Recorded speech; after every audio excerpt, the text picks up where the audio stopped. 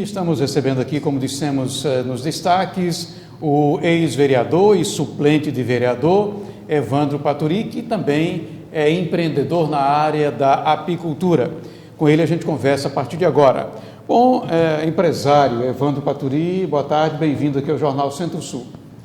Boa tarde, Arivante, fica muito feliz de mais uma vez estar junto com você, um grande jornalista que você é, e com essa mais nova e belíssima ideia de empreendimento aqui da TV Centro-Sul. A gente quer agradecer à Fundação, agradecer a você por investir nos rumos e bicos do bom jornalismo que nós temos, e você é uma pessoa que representa isso. A gente fica muito feliz de poder estar aqui dando a nossa contribuição como cidadão e debatendo algumas ideias que a gente possa clarear as ideias das pessoas e haver um avanço na questão política e que a gente possa realmente estar contribuindo, que esse é o nosso papel, como homem público, estar, seja em que posição, mas contribuindo para a melhoria da cidade.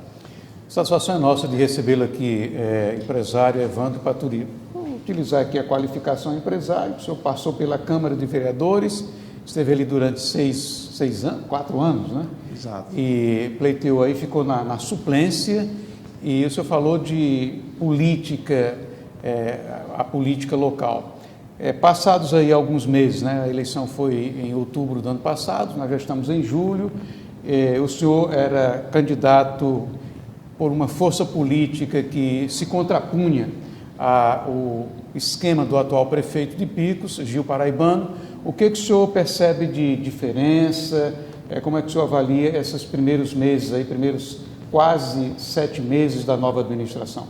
O que a gente pode observar, de uma certa forma, não pela questão de revolta, por não estar lá na Câmara, nosso candidato não ter sido eleito, mas o que a gente vê, a população, né, até já bastante revoltada, é pela inércia da administração atual. Ela não tem mostrado a que veio, ela não tem se organizado, houve o tempo de organização, de melhor se posicionar com relação ao orçamento. Haja visto que nós vivemos uma pandemia, a gente tem que descontar tudo isso, mas o tempo de quase, nós vamos avançar para o 7º mês de administração, a gente não vê, até nos serviços básicos, né, de limpeza e outras coisas, uma certa inércia, uma certa ineficiência de iluminação, haja visto que a gente sabe que existem recursos, os recursos são direcionados para que esses trabalhos sejam feitos. Então, o que eu vejo é uma certa inércia e, por o que me parece, não aponta para um futuro não muito promissor. Mas a gente fica torcendo por Picos, na verdade a gente torce por a cidade, é por um cidadão, não é por um candidato A ou B.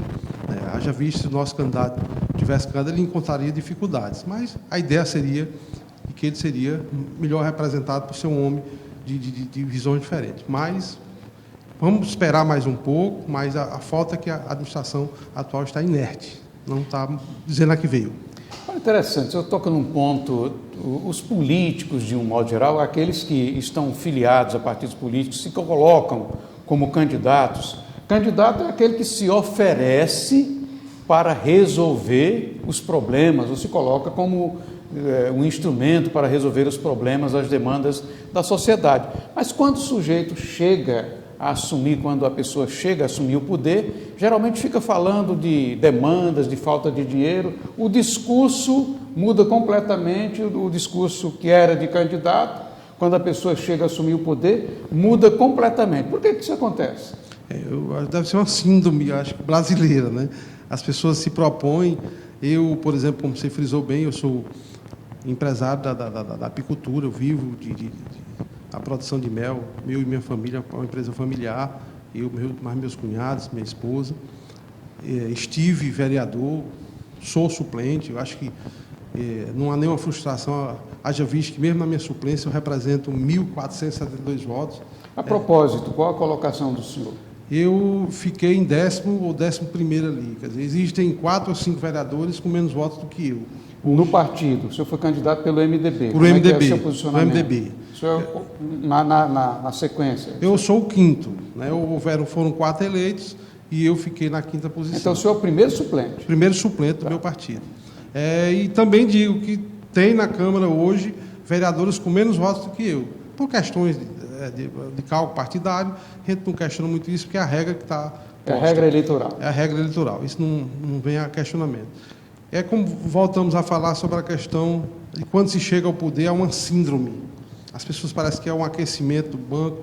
E eu sempre digo, minha mulher foi gestora, eu fui vereador, e muitas vezes estivemos juntos debatendo isso aqui, você sempre me chamou, foi líder da administração passada, e você sempre me mostrou, me chamou aqui para discutir, debater, até questionar essa administração, e nós viemos de público fazer a defesa, muitas vezes reconhecer alguns erros. Infelizmente, eu não sei porque que alguns políticos que ocupam cargos, principalmente na nossa cidade, não assumem isso.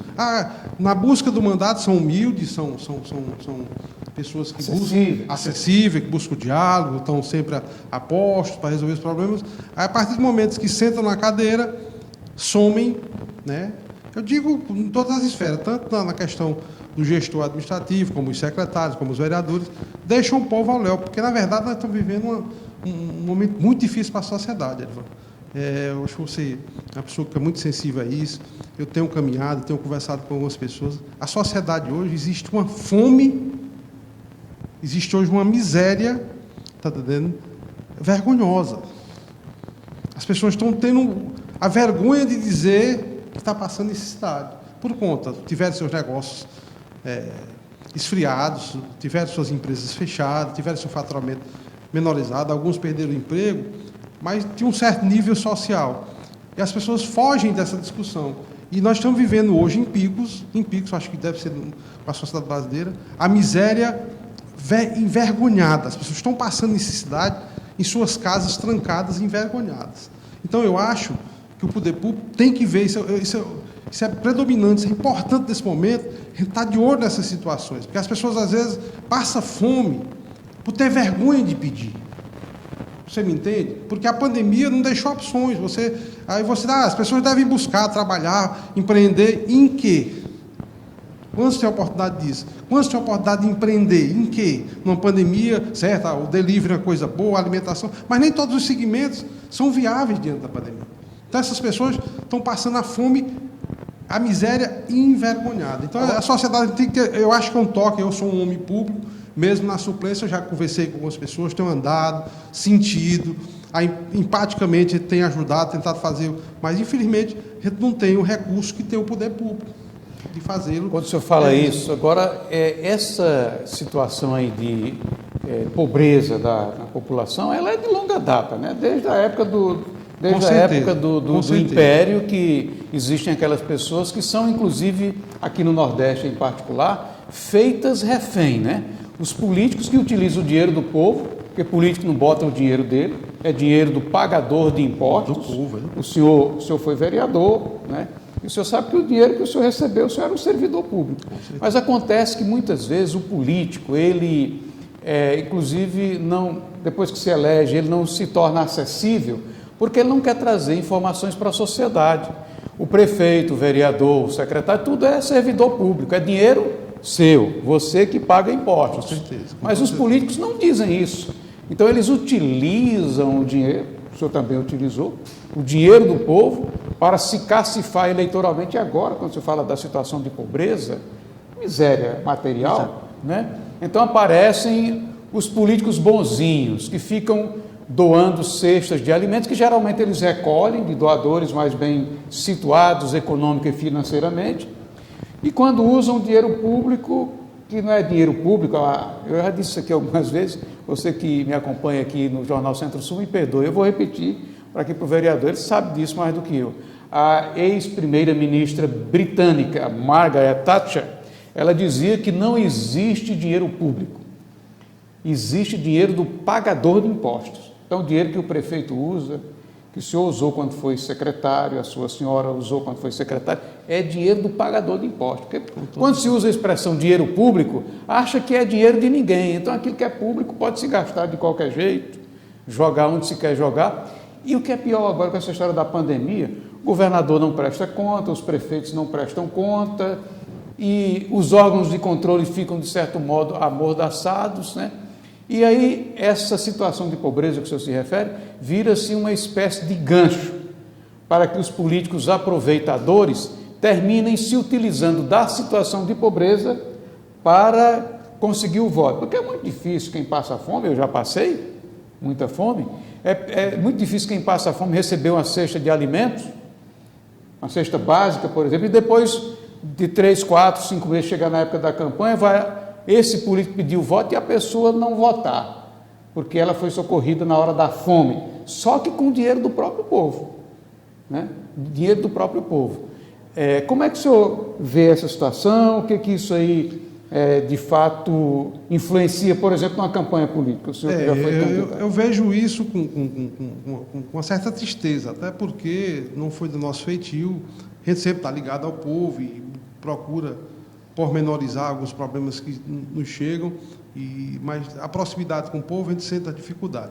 Eu acho assim, o que se tem que mudar, uma discussão que está em alta aqui na atual política brasileira, é que as pessoas, os políticos e a sociedade como um todo tem que ter consciência de classe. O que você representa, o que você realmente, o que cerca a sua existência como pessoa. O que nós temos é que ter posições firmes com relação a determinadas situações. Por exemplo, a política do Piauí é galgada, né, nessa questão da miséria, de buscar a miséria, E nós vejamos, por exemplo, Picos, por exemplo. Picos é um polo comercial, já se destaca na educação, está melhorando na questão, né, de alguns empreendimentos particulares na questão da saúde. Picos já aponta para uma melhoria nesse sentido, mas por a iniciativa privada. Então, o que é que acontece? O gestor, quando entra, ele tem que se preocupar em fomentar esses negócios locais. Não há uma mentalidade local. Ao invés de nós comprar uma cadeira lá em Juazeiro, que vai crescer a sociedade, vamos procurar um marceneiro local, para que a gente possa fomentar o negócio local. É isso que eu digo, a miséria da vergonha é esta, porque muitas vezes você entra, paralisa, dá uma paralisia total na administração atual, a educação parou de uma certa forma, mesmo de forma remota, não existem recursos, porque na verdade os recursos do Fundeb eles são lineares, eles são passados por conta dos alunos, então existe um recurso, então faça com esse recurso alguma manobra no sentido de melhorar a vida das pessoas, dos pais, dos alunos, de uma forma você tem que sair desse seu, mas na hora você me disse muito bem, chamou a atenção, que são ideias, aí você diz, a ideia do Evandro Paturi, porque hoje é suplente, mas eu, enquanto vereador, junto com minha esposa na educação, nós fomentamos o Salivag, está aí 2 anos sem se fazer, livro, leitura, consciência, é importante para a sociedade. A propósito desse gancho político aí, vereador, nós estamos aí nos aproximando de um novo ano eleitoral, mas antes de perguntar exatamente sobre as composições do ano eleitoral, o senhor está aí na oposição. E como é que o senhor vê neste momento esse grupo de oposição que perdeu a eleição, aí o ex-candidato Araújinho e os vereadores que foram eleitos pelo MDB? Como é que está o trabalho desse grupo, politicamente falando? Eu tenho visto de forma até grata a posição do candidato Araújinho, que perdeu as eleições junto com a gente. Ex-candidato. Ex-candidato, né? E que hoje configura na oposição. Foi dado a ele o cargo de coordenador do próprio Piauí, é um programa do governo do Estado. E ele, muito esforçosamente, tem buscado muitos projetos para Picos indistintamente. A gente sabe que até o atual prefeito já pediu a ele que trouxesse alguns projetos, e ele, muito sensível, está buscando, independente de bandeira política, ele quer a melhoria do poder político. Ele vestiu a camisa ele era um empresário brilhante, como nós sabemos, e ele vestiu a camisa de homem público e quer trazer sua contribuição. Agora, o governo do Estado, vereador, perdão interrompê-lo, ele está com uma dívida muito grande com o Picos, né? Por exemplo, esse próprio Piauí. Ontem nós mostramos aqui uma matéria do Grupo Escolar Miguel Lidiano, lá no bairro Junco, tem uma placa lá do pomposo programa Pro Piauí, a previsão de investimento é acima de 3 milhões de reais, todavia está lá a obra abandonada. Exemplo desse prédio aqui do Banco do Estado, na Avenida Getúlio Vargas, a antiga 9ª Gerência Regional de Educação, quer dizer, o ginásio de esporte. Se a gente for enumerar aqui as obras que estão aí paradas e virando ruínas, o matagal tomando de conta, são muitas, né? Não, com certeza há um certo entrave, a burocracia, de uma certa forma, atrapalha, e até a boa vontade. Essa questão do estádio no Junco é um problema seríssimo, né? Seríssimo. Você esqueceu... Ginásio de Esportes. Ginásio de Esportes. Esqueceu de citar também o hospital que está sendo construído. Parece que era uma falha administrativa, mas estava com questão judicial, duas empresas brigando pelo parque, né, de tirar ou não os equipamentos que tinha lá, e parou essa obra aí por mais de 2 anos. Eu me lembro que, a propósito disso aí, que quando estava entre nós, o ex-deputado federal Assis Carvalho, do PT, chegou a dizer, quando eu trabalhava na Rádio Cultura, que eram 37 milhões de reais a serem investidos. A última informação divulgada aí pelo coordenador estadual do próprio Piauí é que são 26 milhões. Não, houve um acordo com a empresa, né, até para o avião de estrave do trabalho feito em si foi pago, e o governo vai completar esse recurso e a obra vai ser concluída. Pelo menos é o que nós estamos conversando, semana passada estivemos lá, e a obra está a pleno vapor. A questão do ginásio também retomou, esperamos que desta vez faça, e dá alguns entraves na questão do Miguel Lidiano. A construção, a reforma era de um projeto antigo, não é do próprio Piauí. O próprio Piauí agora que está entrando com essas propostas, haja visto um recurso que o governo do Estado recebeu através do Fundef, que era uma dívida que tinha com o Ministério, tinha com estados e municípios, inclusive PIX se prevê também de receber no futuro em torno de 75 milhões de reais. Esse dinheiro aí, 60% era para ser investido nos profissionais da educação. E o governo não liberou o dinheiro. Na melhoria... Não, isso foi uma decisão, não foi nem governamental, foi do próprio TCU, do próprio TCU que disse que não teria como se contemplar profissionais do passado, por conta muitos já se aposentaram e tudo, as pessoas que realmente precisaram desse, ao invés disso, vai ser melhorado em estrutura. Esse dinheiro tem que ser gasto em educação, seja com qualificação, seja com reformas, esse dinheiro do antigo Fundef, né? Mas aí o governo não está prestigiando, valorizando o profissional da educação. Mas se você melhorar o espaço, o ambiente, e futuramente houver melhoria na questão do ambiente de trabalho, já, de uma certa forma, contempla. Vereador, deixa eu lhe dizer aqui, tem servidor público aposentado que está recebendo cesta básica para poder comer. Eu acredito que sim. Nós temos os salários caíram, os recursos caíram, mas esse pelo menos tem um salário, né? Estão passando. E pessoas que não têm nem salário. Mas não devia ser assim, né? Infelizmente a coisa não é fácil. Não é fácil para a administração pública, não é fácil para esse governo. Ele tem falhas sim, mas a gente sabe que o governo Wellington Dias, muito embora seja um desafeto de muita gente, politicamente muita gente, mas é um governo que, de uma certa forma, você também tem que botar em conta que o Piauí é um dos estados da federação dos mais humildes, né? E não entrou em colapso financeiro. Nós estamos numa pandemia, numa dificuldade financeira, e mesmo assim a gente vê construções, vê obras, iniciativa de obra. Há falhas, a gente admite que na administração pública como toda, eu tenho minhas restrições, PIX, e você falou que o governo do Estado, não só esse aí, como outros, tem uma honra grandiosíssima com o PIX. PIX é um gerador de impostos muito forte, se arrecada muito imposto, e PIX não tem um retorno, eu sempre digo isso, que deveria ter. PIX era para, por exemplo, haja vista a questão se critica muito aqui a questão do hospital regional. O hospital regional recebe 2, 3 milhões e alguma coisa para ser gerido.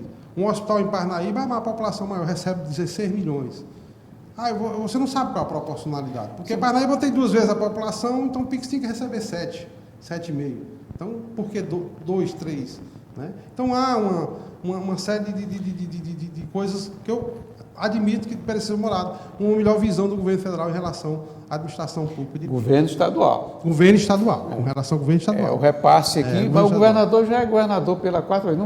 Eu não tenho nada de pessoal contra o governador, não. Agora, eu sei que os políticos, de um modo geral, os que estão no poder, seja prefeito, governador, eles só gostam mais de jornalista que fica massageando. Não, é um grande erro.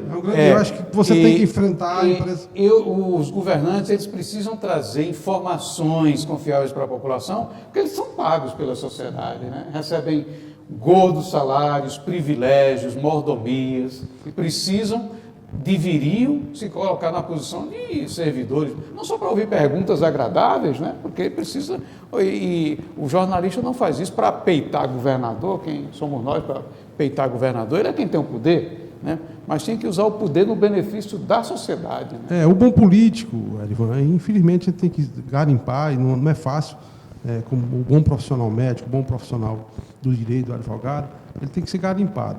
As pessoas, por exemplo, infelizmente, aquele banco queima quando você chega ao poder, e é da população mesmo, porque quando vai achar um vereador, um prefeito, um governador, ele se torna um deus, né, para aquela pessoa, e alguns gestores passam a acreditar disso.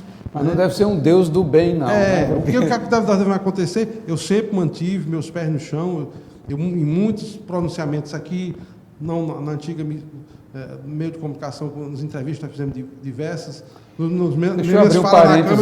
Deixa eu abrir um parênteses aqui para dizer, o senhor é um dos poucos políticos que a gente já teve a oportunidade de entrevistar, que o senhor não se recusa a dar entrevistas, mesmo tendo que responder perguntas que não sejam agradáveis, simpáticas, de massagear o ego. Então, eu quero fazer esse registro, com certeza. Então, eu sempre digo, estive no meu pequeno percurso, ainda como vereador, nos 4 anos, eu sempre dizia, eu estou vereador, dizia no meio de comunicação, por os amigos, levantando alguns amigos do passado, o que é que tu está fazendo? Não, rapaz, eu sou apicultor, No momento, estou vereador. Por quê? Porque o cargo, representa tanto o vereador como o prefeito, o deputado, eles não são dono do cargo, o cargo é do povo. Eles ali são agentes do povo. Seus vultosos salários, que não são... haja vista que até a partir do vereador de Pix não se ganha pouco, é vultoso, o salário é vultoso. Você ainda lembra quanto era o seu salário lá? Não, continua o mesmo. Sim, quanto é? Era R$8.000. Mas aí tem as outras coisas. Tem 5 mil de verba de gabinete, que foi ampliada para 6, era 4, alfabeto para 6, alguns cargos foram ampliados por lei na atual gestão, que inclusive eu como vereador não votei. Eu quero aqui dizer de público que foi votado na gestão passada que ampliaria a verba de gabinete e ampliaria o número de cargos de assessores para vereador. Eu não votei, eu fui contra, porque eu achei que não era necessário nesse momento, que estava no momento, inclusive foi criticado, foi combatido por colegas, não votei. Agora, para a gente concluir aqui, temos 3 minutinhos só para concluir, vereador. Está começando uma campanha que já está correndo solta aí, né? Avançada. Já está correndo solta aí a campanha, Os né? nomes estão na mesa. Quando os candidatos são abordados, ele diz que não, só em 2022, mas o fato é que a campanha já está andando. E o senhor já tem posição para o ano que vem, 2022?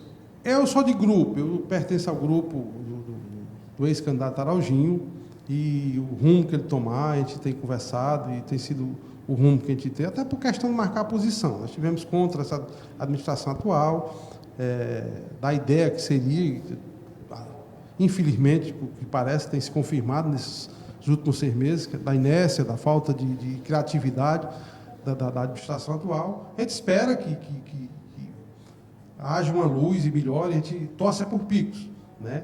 Mas a gente vai continuar a nossa bandeira, junto com o empresário Francisco Costa Araújo, Araujinho, na ideia de buscar novas ideias, trazer infelizmente... Já é a campanha para 2024? Não sei campanha, mas nosso papel como público é de melhorar a vida das pessoas e que a gente possa ser visto e se manter, né, na linha e puder trazer, contemplar. Se puder, eu como suplente vereador angariar junto a um deputado federal, que eu traga 1 ou 2 obras que possa melhorar a vida das pessoas, eu já vou estar satisfeito, porque esse é o nosso papel, melhorar a vida das pessoas.